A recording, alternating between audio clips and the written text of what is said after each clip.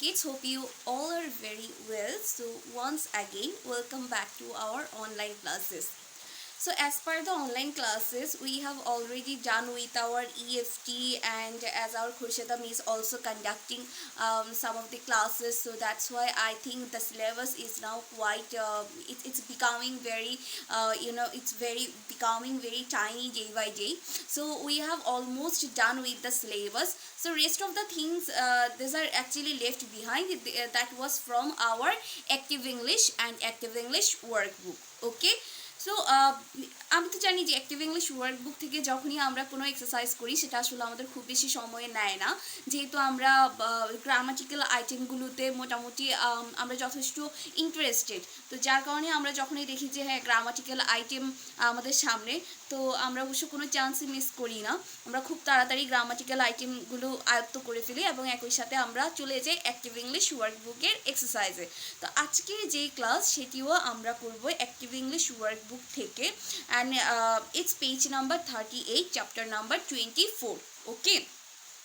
Before starting the class, I should tell you one thing, that please don't be panic about exam may come and go. Just enjoy the class and have that strength that yes I can do it. আমি তো জানি আমার class 2 এর শিক্ষার্থীরা বরাবরের মতোই নতুন যে কোনো কিছুকে তারা অ্যাকসেপ্ট করার জন্য they are always ready. So I think there's nothing to be feared about. Okay baby, so there's nothing to be worried about actually. তো আজকে যে চ্যাপ্টারটি আমরা করব, যে এক্সারসাইজটি আমরা করব, সেটি মূলত আমাদের পাস্ট টেন্সের উপর ডিপেন্ড করে। অর্থাৎ এখানে আমাদের কিছু লাইন দিয়ে দেওয়া থাকবে অ্যালং উইথ দ্য পিকচার। সবচেয়ে বড় কথা হচ্ছে এখানে আমাদের কিছু পিকচার দিয়ে দেওয়া থাকবে, পিকচার দেখে আমাদেরকে ফিল ইন দ্য গ্যাপস করতে হবে। But the twist is that, যেহেতু আমরা জানি টেন্স নিয়ে কথা হচ্ছে, আর টেন্স মানে কি ভ্যারিয়েশন অফ ভার্বস। টেন্স মানে আমরা জানি যে ভার্বকে নিয়েই আমাদেরকে সবসময় কি করতে হবে, ভার্বকে নিয়েই আমাদেরকে থাকতে হবে। তো যেহেতু আমরা জানি যে পাস্ট টেন্স মানে ভার্বেরও পাস্ট ফর্ম, অর্থাৎ ভার্বেরও অতীত কালকে নিয়ে আমাদের কাজ করতে হবে। তো এইখানে আমরা দেখব কিভাবে আমরা ভার্বের ফর্মকে চেঞ্জ করব, এবং অবশ্যই আমরা ছবি দেখে কিভাবে ছবির সাথে সেই ফিল ইন দ্য গ্যাপসকে মেলাবো। ঠিক আছে? So I would like to ask you to have your active English workbook with you so that you can follow my instruction. As I don't have the book directly with me, so I have written the questions on the board so that you can follow me clearly, okay, or so that you can have a clear view of the page here. Okay babies, so please have your book with you and go through the page number 38 concerning the book Active English Workbook Part 2. Okay, I hope you all have that book with you.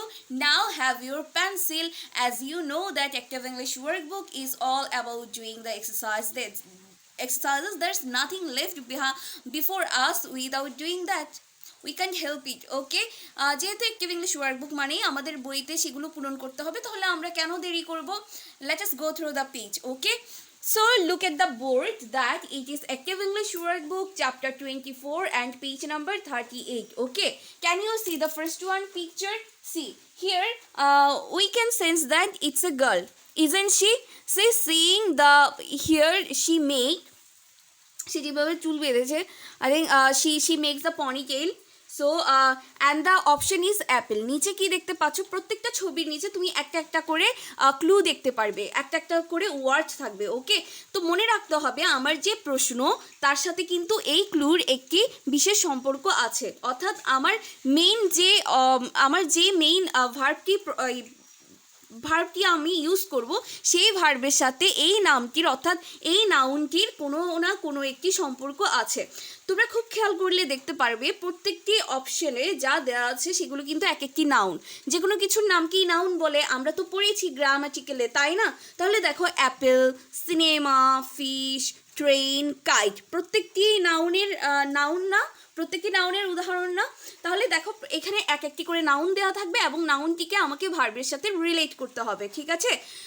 So first one is actually already been done for you. প্রথমটি আমাদেরকে দিয়ে দেওয়া হয়েছে already, সেটি হচ্ছে একটি ড্যামো। ঠিক আছে, আমরা প্রথমটিকে ফলো করে পরেরগুলোর দিকে যাব। আমরা প্রথম উদাহরণটি দেখব, সেখানে কিভাবে আমাদের কোয়েশ্চেন করা হয়েছে এবং তারা কোন ওয়েতে অ্যান্সার করেছে, কোথায় ডিড বসিয়েছে, কোথায় ভার্বের পাস্ট ফর্ম নিয়ে গেছে। So it's just a demo for us, okay, it's an example. Let us have a look on the example first. Here the option is we can see a girl, she is eating something and it's an apple, okay. So that means the girl is eating apple or she ate apple, okay. The question is, so beside just right beside of this option you will have the question. Did Maya eat a banana yesterday? That means the girl is named Maya. Her name is Maya. Did Maya eat a banana yesterday? Maya কি একটি কলা খেয়েছিল গতকাল? No, she did not. না, সে খায়নি. তাহলে আমাদের প্রশ্ন কোন টেন্সে করা হচ্ছে? পাস্ট টেন্সে, because here it is yesterday. Yesterday মানে গতকাল, গতকাল মানে যেটা অলরেডি চলে গেছে. So she ate an apple. যখন আমরা নো লিখব তখন আমরা নো এর সাথে লিখব হি did not or she did not, কিন্তু যখন আমরা তারপরের লাইনে সুইচ করব তখন আমরা আমাদের ভার্ব, দেখো আমাদের ভার্ব কোনটি ছিল? ইট. ইটের পাস্ট টেন্স কি? এট. তাহলে তারপরের লাইনে আমরা লিখছি she ate an Apple. Similarly আমরা যদি নাম্বার 2তে চলে যাই, আমরা দেখতে পাই যে here's a boy and it's a cinema hall, okay. দেখো এখানে সিনেমা লিখে দেওয়া আছে, তার মানে এই সিনেমা হলের সাথে এই ছেলেটির কোনো না কোনো they are quite related, okay. So the question is, did Asim go to school yesterday? Asim কি গতকাল স্কুলে গিয়েছিল?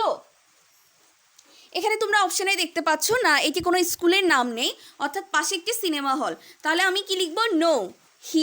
হি অলরেডি আমাকে দিয়ে দেওয়া আছে, তাই আমি লিখব ডিড নট, ওকে. এখন আমি যেটা বলেছি তারপরের লাইনে যেটি আমাদের ভার্ব থাকবে, ভার্বকে আমাকে পাস্ট ফর্মে নিয়ে যেতে হবে, ঠিক আছে. যেহেতু ইয়েস্টারডের কথা বলছি, আর ইয়েস্টারডে মানে গতকাল, তার মানে যতগুলো ভার্ব হবে আমাকে সবগুলোকেই পাস্ট টেন্সে নিয়ে যেতে হবে. অর্থাৎ যাওয়াকে আমার গিয়েছিল বলতে হবে, খেয়েছিকে বলতে হবে খেয়েছিলাম, খেয়েছিকে বলতে হবে খেয়েছিল, করেছিল, দেখেছিল, এঁকেছিল, উড়িয়েছিল, তো সব কিছুই ছিলতেই বলতে হবে, তাই না. সো হি, নাও গো কে আমি গো এর past tense, what will be the past tense of go? It will be went. Go এর পাস্ট টেন্স কি? ওয়েন্ট. গো মানে যাও, ওয়েন্ট মানে গিয়েছিল.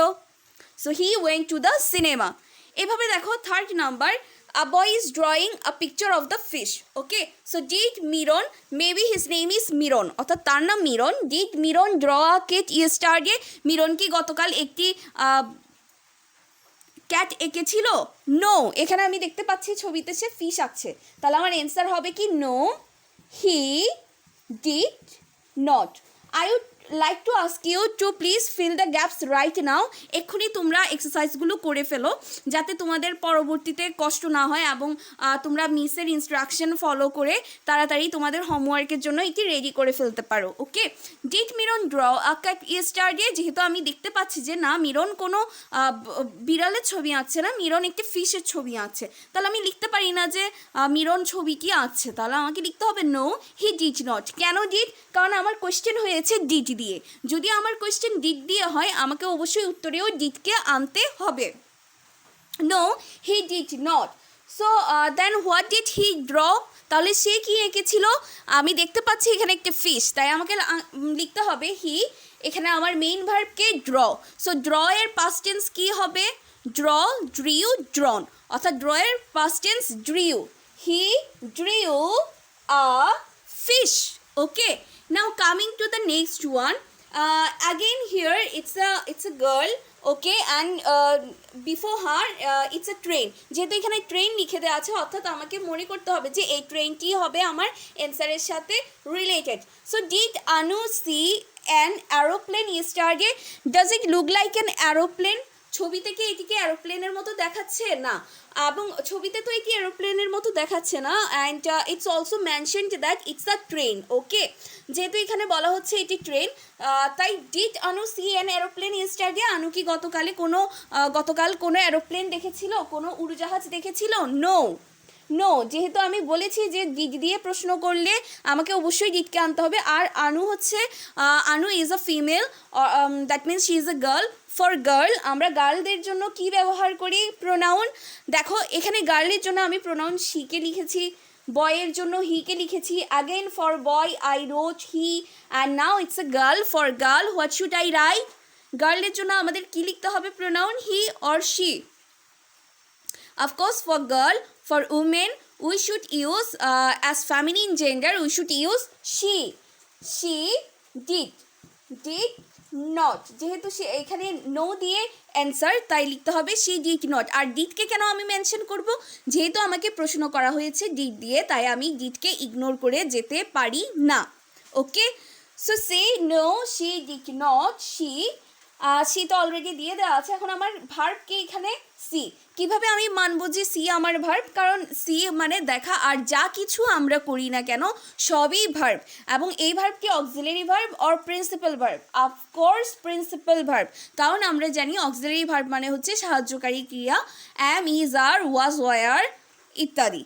কিন্তু যে কাজটি আমরা সরাসরি করে থাকি, অর্থাৎ যা কিছু আমরা করি তা সবই হয়ে যায় আমাদের মেইন ভার্ব, বেস ভার্ব বা প্রিন্সিপাল ভার্ব। সো সিমিলারলি এখানে যদি আমি দেখি সি, তাহলে সি হলো আমার এখানে কি verb, base verb or principal verb or main verb, ঠিক আছে। So what should I do now, as I have been asked by did, so I have to now change the form of see. Okay, so এখন আমাকে C এর কোন ফর্মে যেতে হবে, past ফর্মে।